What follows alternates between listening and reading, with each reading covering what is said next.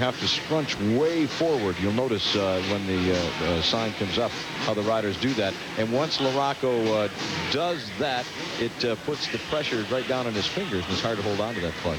We're going to see who gets the whole shot here in the Kingdome. It's critical to get to the first turn first. Life is so much easier for the leader in Supercross because behind him 19 men are battling for position. There's what's wrong with that gate. That guy had his foot on it. Here's the charge to turn number 1, and Jeremy McGrath is out front again. The rookie has grabbed another hole shot. Into second spot goes his teammate Jeff Stanton. McGrath is a jet. At age 21, he's the toast of the Supercross Tour. And now number 24, Michael Craig, goes around Jeff Stanton, takes over the number 2 spot. But look at the big lead for McGrath. This is what McGrath is doing. Now listen close. McGrath gets the hole shot, and he just burns the rest of the riders while they're back there sorting themselves out. Stanton is looking for, waiting for, I don't know what, if he's trying to get comfortable. But in the meantime, he goes from second to fourth. Craig takes over the number 2 position. Brian Swink comes in and takes third, away from Stanton. Stanton wakes up, and now the two of them are having a battle royal there.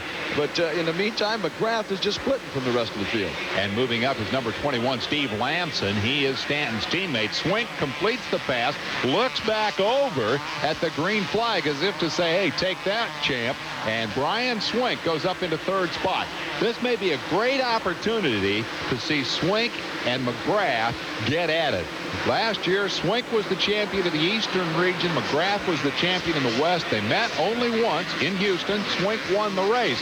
Brian Swink, who's been plagued by bad starts this year, has got to be a little frustrated. All the attention and all the track time at the front of the field that Jeremy McGrath is getting. I would think so. If you talk to the veteran Supercross observers, they've all said that Swink is just waiting for an opportunity to get up there and challenge McGrath. And maybe that opportunity, as you said, is going to come forth today. Meanwhile, a battle going on way back in 6th and 7th place. And look who's in 7th. That's Damon Bradshaw. He's chasing his teammate, Jeff Emig. We talked a good bit about the problems or seeming problems for Jeff Stanton this year. I got to tell you, I'm surprised that Damon Bradshaw has struggled the way he has this year. Well, he has struggled on and off. In the early part of the season, a good ride. Orlando, he led the race, then got tired because of inactivity in the offseason. He won Houston, and then at Anaheim, it looked like he was just rather complacent, taking what he could get in the back of the track. Said he didn't, back in the pack rather, said he didn't care for the track, and he really didn't work that hard. And right now, he's working hard trying to get around Emig, but he's not going anywhere until, as I said that, he grabs a good line out of that corner, Dave, and just smoked Jeff Emig. And we'll be right back. Windblade from Bic. What's in it? Supercross outing ever.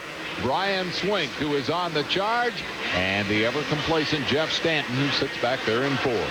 Stanton is watching what's happening in front of him while Swink is trying to make something happen. Swink has been picking alternate lines, looking for a room or a way around, and there's an example right there. He's forcing the issue. He's aggressive. He goes into second place, and here comes Jeff Stanton, still just watching. Dave, if I had to pick right now as we watch Swink now try to move up toward McGrath, and hopefully we're going to see a battle here, I'd have to pick that, or say rather, that Stanton is hanging around. He's going to wait till the latter part of the season. He's just kind of, he wants to be there. Doesn't want to get hurt. Doesn't want to take a chance. Well, far be it from me to criticize the strategy of a three-time champion. I am impressed with Jeremy McGrath. He led the first 2 races and faded. And now as we watch Stanton and Craig continue their battle for third, it is very clear that Jeremy McGrath has learned how to run up front. I think those that watched the first couple of races and said, well, he's a rookie, he's going to fade, I think maybe they're now eating their words. McGrath has just been phenomenal. He makes no mistakes. He's not a flashy rider. He just plain gets the job done. He puts the wheels where they need to be, and it just gets all the power to the ground. And meanwhile, Brian Swink, long way to go, but he's cut maybe a second out of that lead in the last 2-3 laps. And he's left Craig and Stanton behind. Craig's got a great thing going here. Number 24, 20th in the first race this year, 10th in the second, 8th in the third. He's kind of stepping up the ladder because tonight he's got a top 3 spot. The former Mickey Thompson Stadium motorcycle champion has an opportunity to get his first sip of Supercross champagne here this evening. And if there is a minor miracle in the Kingdome, perhaps an opportunity to go challenge Jeremy McGrath. Well, if you don't mind my saying so, it's kind of stinking up the race here. This isn't very close. Oh, Mike Craig almost nailed the hay bales. He's going to be passed. He came down on that jump, Dave, almost clipped the bales. Stanton had an opportunity, took advantage of it, and he moves into the number 3 position, dropped Craig back to 4th. Let's take another look at this. Now, watch this. He comes up a little bit short on that thing, and boy, that could have been disastrous.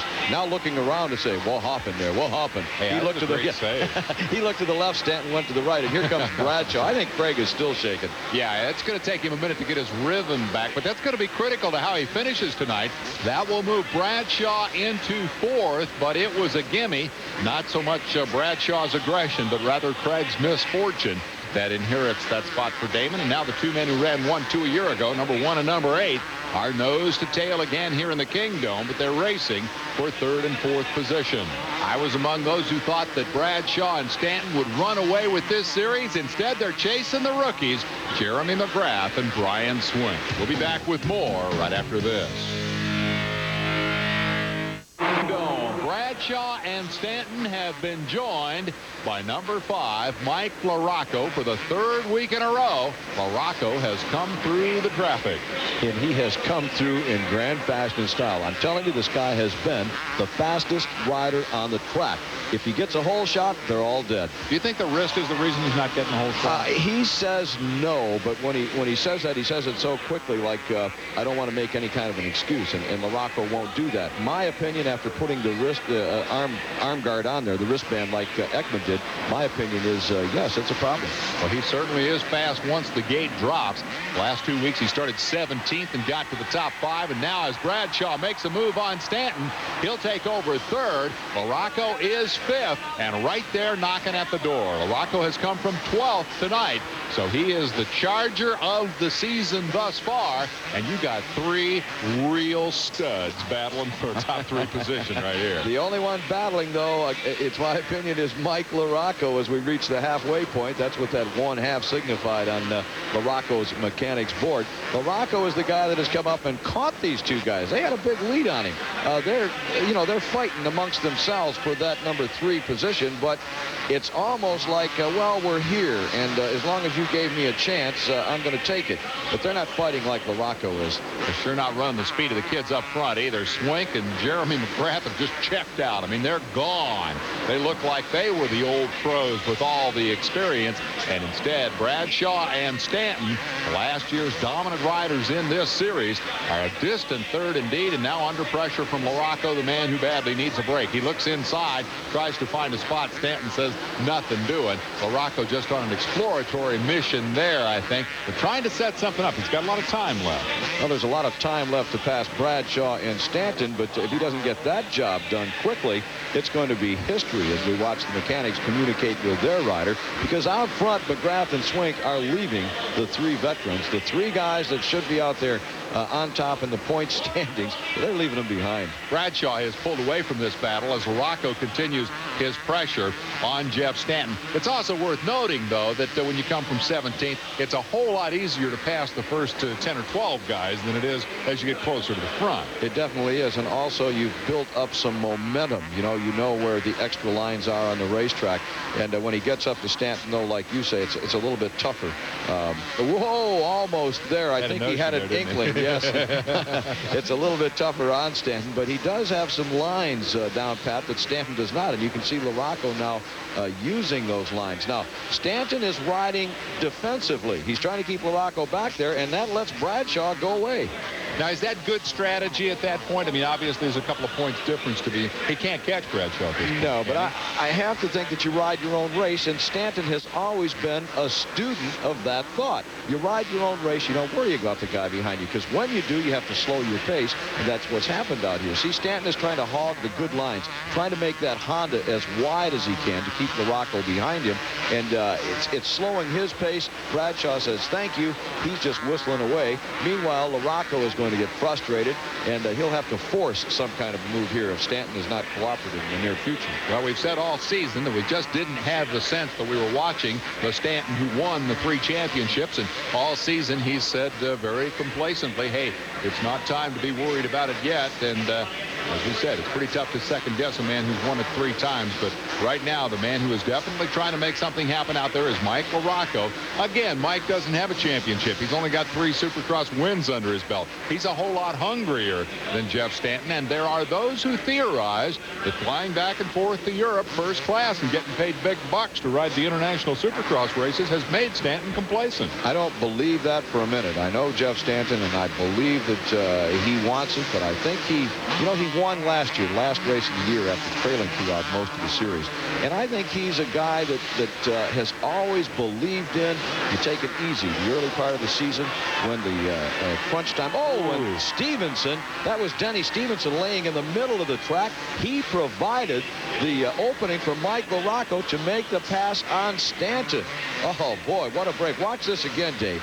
Now, LaRocco has nowhere to go at that point, assuming Stanton did not get in trouble. But when he had to squirt to the outside of Stevenson, that was it. He made the pass, and now he's in 3rd place. And the mechanic has the word for number 15, McGrath. You're headed for home, kid. It's your race. And I would say that is an understatement. We'll be back with the finish. Jeremy McGrath, the rookie, is trying to become the first 2-time winner of the 93 Supercross campaign. But another rookie, Brian Swink, is running him down. Meanwhile, Guy Cooper has crashed. Art Ekman has a report from trackside. Dave, Guy Cooper is now being tended to here in the ambulance. They'll no doubt take him to a hospital to get x-rays on his shoulder. It is believed at this point in time that he does have a fractured shoulder. He's got a nasty bump on his head and lacerations all over his body. The veteran Cooper is on the sidelines. The rookie Swink is making a challenge on Jeremy McGrath. Whoa! McGrath moved right over and took his line. Swink, it looked to me, had the pass made, and McGrath said, "No, you don't, pal. I know that's the good line, too, there, and I'm taking it away from you." He just hogged it. Well, the obvious question is, what was McGrath doing on the bad line to start with? He's the guy who's had the racetrack all to himself tonight, but suddenly Swink is there, and I'm convinced, driven by the fact that he's sick of McGrath getting all the limelight. Well, and I think that McGrath is sick himself. He earlier said that a touch of the flu had kept him from training, and he could be running out of a gas again. This looks just like the opening round in Orlando when he faded down. Yeah, he's going slow. He's definitely not at the speed he ran in the early laps, and Swink, on the contrary, is just coming at him like Jack the Bear. He actually got a wheel alongside. A moment ago, you saw that he was on the right line but couldn't complete the pass, and now the question, will McGrath panic and do something silly? He's riding sloppy right now. If he's worried about Swink, if he's trying to keep him behind, here's that same scenario. Now let's see what happens. He did it again. He took the line away from Swink. He's actually crossing over in front of Swink. Whoa! Now that was a veteran move there on the part of McGrath. Swink was going for a block pass. McGrath saw it coming, just nailed the brake and shot back to the inside. Great battle between the 2 rookies. I think this is worth another look here as Swink continues his quest. Watch how Swink charges by McGrath, just waiting for him. Yep. And McGrath had 2 options there. He could have hit the brakes, or he could do just what he did, which was slack off and then get right back on the gas and shoot to the inside. Good move. We'll be back to see who wins this thing right after this break. Rocking on a Saturday night, 2 separate battles. The rookies up front. Jeremy McGrath, the race leader. Brian Swink, who for the moment seems to have backed off a little bit and relented in his pressure. Meanwhile, Bradshaw and LaRocco, who tangled in the heat race, are racing for 3rd. Bradshaw promised to pay back for what he perceived as a bad hit from LaRocco. Is that going to happen? Well, I don't think so. Since Bradshaw's in front, he'd have to slam on the brakes so LaRocco could run into it for a bad hit. With that race for 3rd stabilized for a moment, the leaders are in traffic. They're going into the final lap. McGrath leads, and then a lap rider, Swink, is stuck behind Cliff Palmer. He couldn't get around, and that may decide the race in Jeremy McGrath's favor. Here comes Swink now. He'll easily get by on the inside, but through that one-line corner, Palmer was in the line, and as a result, Swink will not, I believe, have a shot as we come down to the checkered flag. LaRocco has fallen back perhaps 4 to 5 bike lengths behind Bradshaw. Whoa, Bradshaw messed up. Bradshaw doubled when he should have tripled, and LaRocco just shot right by. I don't believe Bradshaw made that mistake. He came out of that corner. It looked like he bobbled just a little bit, and he knew instantly he did not have the momentum to make the triple. He backed it down, and I think he was just hoping that he could hold on, but LaRocco nailed the triple and jumped over Bradshaw, and he moved into the number 2 position. Boy, Bradshaw left that door wide open. Meanwhile, Jeremy McGrath will take the checkered flag, the first double winner of the 1993 season. Skip Norfolk said, yeah, man, we did it again. 2 weeks in a row. The kid from Murrieta, California, has come home with the checkered flag. LaRocco